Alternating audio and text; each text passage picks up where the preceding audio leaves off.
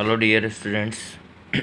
कल अपन बात कर रहे थे कि केमिकल फॉर्मूला अगर आपको दिया हुआ है ऑर्गेनिक कंपाउंड का तो उससे उसका नेम कैसे लिखे जाते हैं। और कल लास्ट में मैंने बताया था कि कभी कभी नेम दे दिए जाते हैं तो उससे केमिकल फार्मूला कैसे लिखें, तो उसके बारे में थोड़ा सा आपको थोड़ी एक्सप्लेन कर देता हूँ। वैसे तो आपको आ जाएगा आराम से, कोई दिक्कत वाली बात नहीं है। जब आप केमिकल फार्मूले से नेम लिख सकते हो तो नेम से भी केमिकल फार्मूला लिखा जा सकता है। पर थोड़े से टिप्स मैं दे देता हूँ यहाँ पर आपको किस तरह से अपन नेम लिखेंगे। जैसे मान लीजिए आपके लिए ये नेम दे दिया 3,6 डाईमेथिल 1 ऑक्टाइन नेम दे दिया मान लीजिए। अब इसका फॉर्मूला बनाना है तो आप सबसे पहले इस ऑक्टाइन को पकड़ेंगे, इसको यानी प्रिंसिपल चेन जो है उसको पकड़ेंगे सबसे पहले। तो ऑक्टाइन का 8 कार्बन है और YNE है, मतलब ट्रिपल बॉन्ड है। तो 8 कार्बन आप लिखेंगे पहले यहाँ पर 1 2 3 4 5 6 7 8।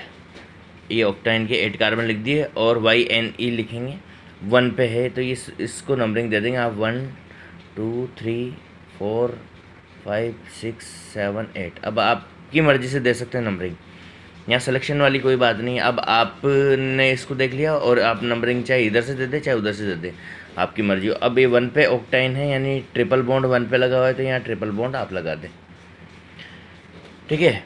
अब 3 और 6 पे 2 मेथिल है, एक तो मेथिल किस पे 3 पे, ये 3 है यहाँ पे तो यहाँ मेथिल लगा दें आप CH3। और एक 6 पे है मेथिल तो एक मेथिल यहाँ लगा दें आप CH3। 3,6 डाईमेथिल हो गया, ठीक है। अब बाकी की वैलेंसी कंप्लीट करते हैं। इसकी देखिए 3 बॉन्ड है तो 4 होते हैं तो एक बॉन्ड बाकी है तो यानी एक हाइड्रोजन लगा दें। इसकी 1 2 3 4 चारों बॉन्ड कंप्लीट है। इसके 1 2 3 इसके भी एक कम है तो एक हाइड्रोजन यहाँ लगा दें। इसके 2 कम है 2 लगा दीजिए। इसके भी 2 कम है तो 2 लगा दीजिए। इसके 1 तो 1 लगा दीजिए। इसके 2 तो 2 लगा दीजिए और यहाँ पर CH3। इस तरह से आप इनको जो है कंप्लीट कर सकते हैं, ठीक है। ये इसका जो है फॉर्मूला हो गया। अब जैसे एक और है यहाँ पर, एक और एग्जांपल है 4-chloro-1 ब्यूटाइन। तो सबसे पहले आप ब्यूटाइन को पकड़ेंगे। ब्यूट का मतलब 4 कार्बन होता है तो 4 कार्बन लिखेंगे सबसे 1 2 3 4। और YN ही है तो ट्रिपल बॉन्ड है तो इधर से 1 2 3 4 नंबरिंग कर देंगे और ट्रिपल बॉन्ड यहाँ लगा देंगे इस जगह पे। 1 पे है 1 ब्यूटाइन है, बाकी के बीच में सिंगल बॉन्ड लगा देंगे। 4 पे क्लोरो है, ये 4 कार्बन है और इस पर Cl लगा हुआ है यहाँ पे तो 4-chloro-1 ब्यूटाइन है ये। तो अब इस जगह पे आप क्लोरो लगा दीजिए, इस जगह पे Cl आप लगा दीजिए, बाकी की वैलेंसी कंप्लीट कर दीजिए। इसकी कितनी बाकी है 3 बॉन्ड है 1 बाकी है तो बस 1 लिख दीजिए। इसकी चारों वैलेंसी कंप्लीट है। इसकी 2 बाकी है तो CH2 लिख दीजिए। इसकी भी 2 बाकी, इसकी 1 और 2 बाकी है तो CH2 लिख दीजिए। इस तरह से इसका फॉर्मूला ये बन जाएगा। और भी आप जो है बहुत सारे एग्जाम्पल मैंने कल आपको PDF भेजी थी उसके अंदर दिए हुए हैं। जैसे और भी एग्जाम्पल है यहाँ पे, ये वाला एग्जाम्पल अपन ले लेते हैं 3,6 डाईमेथिल 4 ऑक्टेनॉल, ठीक है। 3,6 डाईमेथिल 4 ऑक्टेनॉल। ऑक्टेन, अब सबसे पहले आप किसको पकड़ेंगे ऑक्टेन को पकड़ेंगे और ऑक्टेन पे क्या लग रहा है ओल लग रहा है और ओल भी किस पे लग रहा है 4th वाले पे लग रहा है। तो ऑक्टेन को पकड़ेंगे, सबसे पहले 8 कार्बन लिखने हैं आपको। तो सबसे पहले 8 कार्बन लिखेंगे आप 1 2 3 4 5 6 7 8। और ऑक्टेन ओल है 4 कार्बन पे, नंबरिंग इधर से कर दें आप 1 2 3 4 5 6 7 8। 4 वाले पे ओल लगा हुआ है तो 4 ऑक्टेनॉल हो गया ये, ठीक है। 4 ऑक्टेनॉल कंप्लीट हो गया। अब 3 और 6 पे 2 मेथिल और लगे हैं। एक तो 3 पे लगा हुआ है मेथिल 3 पे लगा दूं मैं, और 6 पे लगा हुआ है मेथिल तो मैं 6 पे मेथिल लगा देता हूँ। 2 जगह मेथिल लगा दो, बाकी की वैलेंसी कंप्लीट कर लो। इसके 1 बॉन्ड है तो 3 बाकी है तो CH3। इसके 2 बॉन्ड बन रहे हैं तो 2 वैलेंसी अनकम्प्लीट है तो 2 लगा दीजिए। यहाँ पर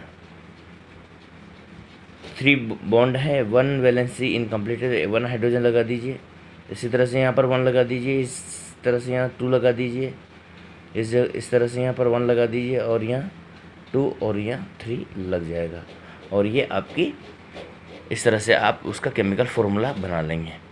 तो बच्चों दोनों तरह की प्रैक्टिस मैंने कल आपको भेजी थी, दोनों तरह से आपको करनी है। कल मैंने PDF पूरी भेज दी थी, उसका कुछ हिस्सा जो है मैं आज समझा रहा हूँ, लेकिन PDF कल मैंने पूरी भेज दी थी ताकि आप एक साथ कर लें।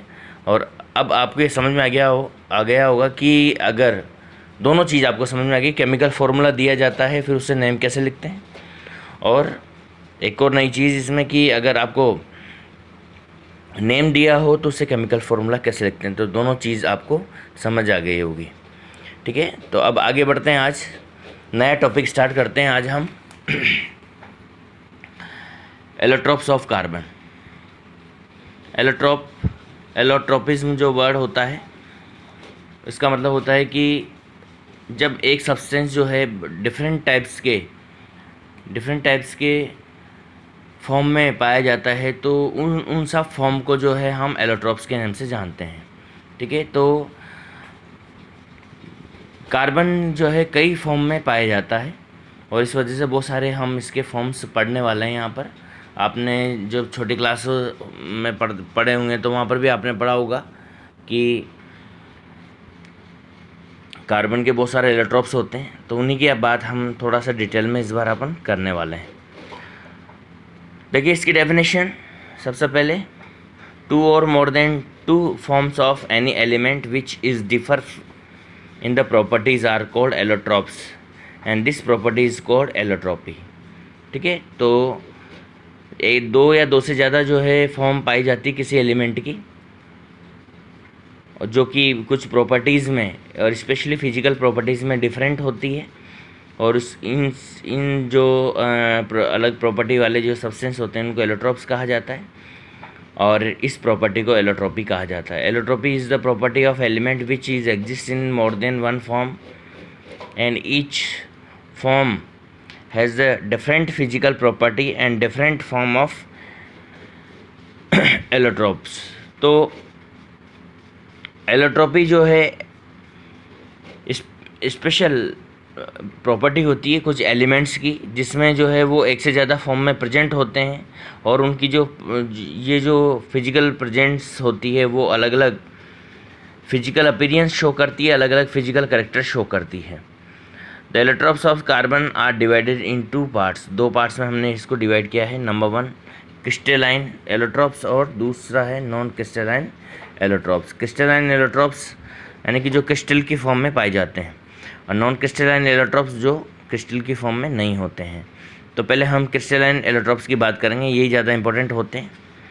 ठीक है, और इसमें आप सबसे फेमस जो क्रिस्टलाइन एलोट्रोप है, डायमंड है, ग्रेफाइट है, फुलरिन है, तीनों ही जो है क्रिस्टलाइन की फॉर्म में यानी क्रिस्टल बनाते हैं, क्रिस्टल की फॉर्म में ये पाए जाते हैं। तो इस वजह से इनको क्रिस्टलाइन एलोट्रोप्स के नाम से भी हम जानते हैं। तो सबसे फेमस है इसमें डायमंड, ग्रेफाइट और फुलरिन, उनकी भी हम बात करेंगे आगे। सबसे पहले हम क्रिस्टलाइन एलोट्रोप्स की बात कर लेते हैं। डेफिनेशन इसकी दी हुई है यहाँ पर। Crystalline allotropes contain certain bond angle which certain geometry by the arranging carbon atom into the definite manner and form crystalline.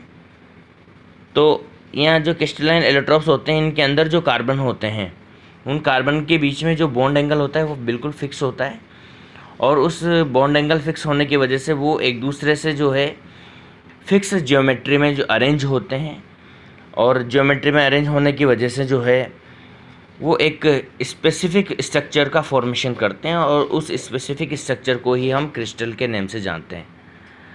ठीक है, इसमें मेनली आते हैं डायमंड, ग्रेफाइट और फुलरिन। डायमंड बहुत फेमस है, आप जानते होंगे डायमंड क्यों फेमस है।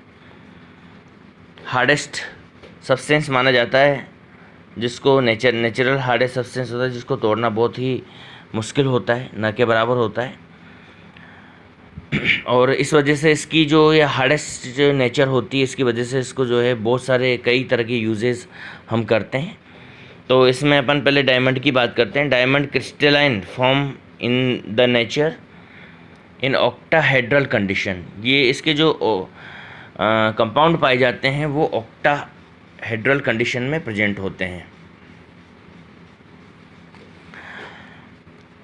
In the structure of the diamond carbon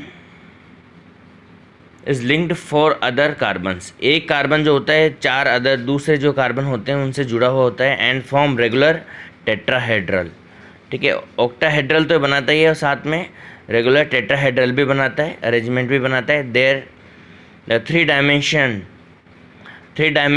टेट्राहेड्रल्स are forms octahedrals. और जो 3 डायमेंशनल टेट्राहेड्रल्स होते हैं वो मिलकर ऑक्टाहेड्रल बनाते हैं। देखिए ये डायमेंशन वाली जो बात है वो वैसे अपन को समझ में नहीं आती थ्योरेटिकली। टेट्राहेड्रल कंडीशन तो आप जानते हो, कार्बन जो होता है टेट्राहेड्रल में 109 डिग्री और 28 मिनट वाली जो कंडीशन होती है वो उस कंडीशन में होता है। और उसका जो है वो 3 डायमेंशन में टेट्राहेड्रल मिलकर ऑक्टाहेड्रल का फॉर्मेशन कर लेते हैं। यानी कि वो टेट्राहेड्रल इस तरह से अरेंज होते हैं एक दूसरे के ऊपर कि वो ऑक्टाहेड्रल की फॉर्म में वो अरेंज हो जाते हैं। और यही रीजन है इसकी स्ट्रॉन्गनेस का। जो डायमंड स्ट्रॉन्ग होता है उसके जो क्रिस्टलाइन फॉर्म होती है उसके अंदर टेट्राहेड्रल जो मिलकर एक दूसरे से मिलकर और ऑक्टाहेड्रल का फॉर्मेशन कर लेते हैं, जिसकी वजह से ये बहुत ज़्यादा स्ट्रॉन्ग हो जाता है। It is present in the form of carbon, it is purest form of carbon, सबसे प्योर फॉर्म होती है। There are strong bonding between carbon atom and distance between carbon and carbon is 1.4 angstrom which cause the hardmost diamond. तो इनकी जो वो होती है, जो डिस्टेंस होती है वो भी जो है बहुत छोटी होती है और इसकी वजह से जो है ये 154 एंगस्ट्रॉन की जो डिस्टेंस होती है इसकी वजह से बहुत ज़्यादा ये स्ट्रॉन्ग होते हैं। अब देखिए ऑक्टाहेड्रल किस तरह से बन रहा है, इसको मैं बता देता हूँ आपको किस तरह से आपको बनाना है। ये 2 लेयर यहाँ पर चलेगी और 2 लेयर को आपको बनाना है इसके अंदर, 2 लेयर की फॉर्म में। देखिए यहाँ से ये एक कार्बन है और पहले तो आप टेट्राहेड्रल बना लीजिए इसका। एक कार्बन इधर जाएगा, एक कार्बन ये इधर जाएगा और एक कार्बन ये इधर की तरफ जाएगा। टेट्राहेड्रल कंडीशन है, आपने स्टार्टिंग में जो बनाई थी कार्बन की वो वाली कंडीशन है।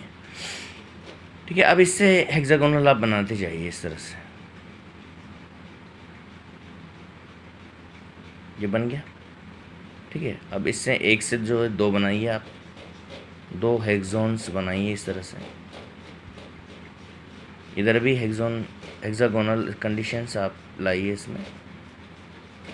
फिर ये जो 2 बने हैं 2 से आप 3 बनाइए आगे चल के। ठीक है, इस तरह से। और फिर आगे चल के 3 से फिर आपको 4 बनाना है और 4 से 5 बनाना है।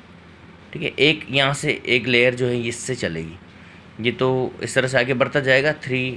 1 से 2 बने, 2 से 3 बने और 3 से, और एक लेयर जो है यहाँ से स्टार्ट होगी। ये इस यहाँ से बीच में से इस तरह से निकाले, थोड़ा टेढ़ा हो जाए कोई दिक्कत नहीं है। ये सिंगल हेक्सागोन इस तरह से बनाइए आप, इस तरह से इसके ऊपर। और फिर ये तो 1 बन गया, फिर इसके बाद में 2 बनाइए आप यहाँ से, 2 हेक्सागोन्स।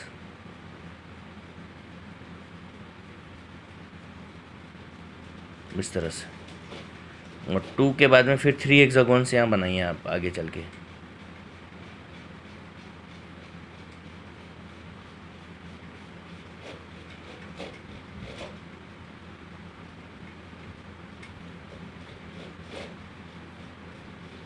ये 3 हेक्सागोन्स बनाइए। तो इस तरह से ये जो है स्ट्रक्चर जो है आपको, इस तरह की स्ट्रक्चर आप कंटिन्यू आगे बढ़ाते जाएंगे। 1 ये जैसे पिंक वाले को देखिए, पहला फर्स्ट बनाए, फिर 2 बनाए, फिर 3 बनाए पिंक, फिर 4 बनाए। इसी तरह से ग्रीन वाले को देखिए, ग्रीन वाला 1 बनाए, फिर इसके अंदर 2 बने, फिर 3 बने, फिर आगे 4 बनेंगे। तो इस तरह से ये बनता हुआ आगे चला जाएगा और ये क्रिस्टल की स्ट्रक्चर होगी। और इसके बीच में जो बॉन्ड एक कार्बन से दूसरे कार्बन के बीच में जो डिस्टेंस होगी 1.4 एंगस्ट्रॉन होगी, जिसकी वजह से ये सबसे ज़्यादा हार्डेस्ट माना जाता है।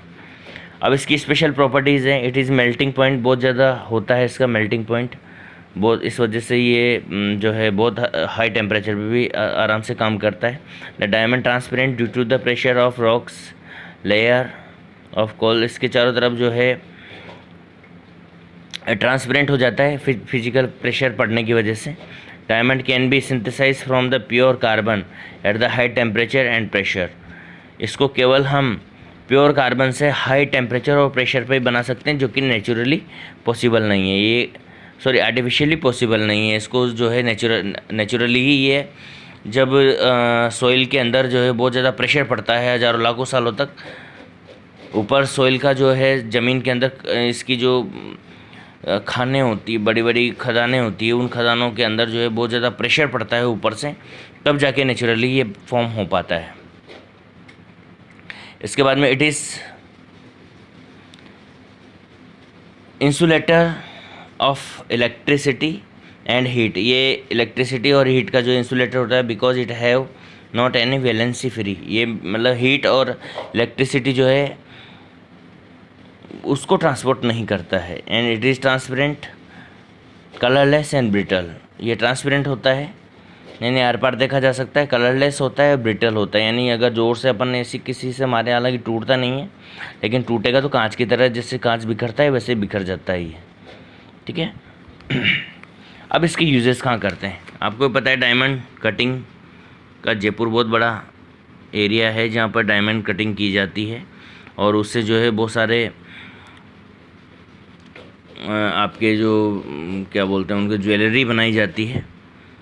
तो in the cutting of glass, तो सबसे ग्लास को और दूसरी चीज़ों को काटने के लिए इसको यूज़ करते हैं। और वो कांच की फ्रेमिंग करने वाले होते हैं, उनके पास एक कटर होता है जो डायमंड का बना होता है, आराम से जो है ग्लास को पेपर जैसे काट देता है। In the machines for cutting of rocks and stones, वो जो होल करने की मशीन आती है ना, उसमें नीचे की तरफ एक बिट सा लगा हुआ रहता है, उस बिट के वो बिट भी जो है डायमंड का बना हुआ होता है। वो बड़ी से बड़ी चट्टानों को और इनको जो है आसानी से तोड़ देता है, और पाताल में भी जो है बहुत गहरा गड्ढा बना देता है। In manufacturing of needles of phonogram, phonogram जो है साउंड प्रोड्यूसर होती है, उसकी निडल जो बनाई जाती है वो इसी से होती है। आपने देखा होगा कि बड़ी सी प्लेट, पुराने ज़माने में बड़ी सी प्लेट चलती थी, गोल गोल ऐसे घूमती थी, और उसके ऊपर एक निडल होती थी जो यूँ रीडिंग करती थी उसके ऊपर, और वो जलता था, जिससे जो है उसके आगे एक वो माइक लगा रहा था जिससे साउंड आती थी, वो फोनोग्राम होता था पुराने ज़माने में। और उसके ऊपर वो एक निडल होती थी जो प्लेट के ऊपर घूमती थी, उस निडल की बात हो रही है। ये वो निडल जो मैन्युफैक्चर की जाती है वो इसी से की जाती है। And manufacturing of many precious jewellery, बहुत सारी ज्वेलरी हम बनाते हैं। तो ये इसके बेसिक यूजेस है। इसके बाद में ग्रेफाइट की बात अपन कल करेंगे।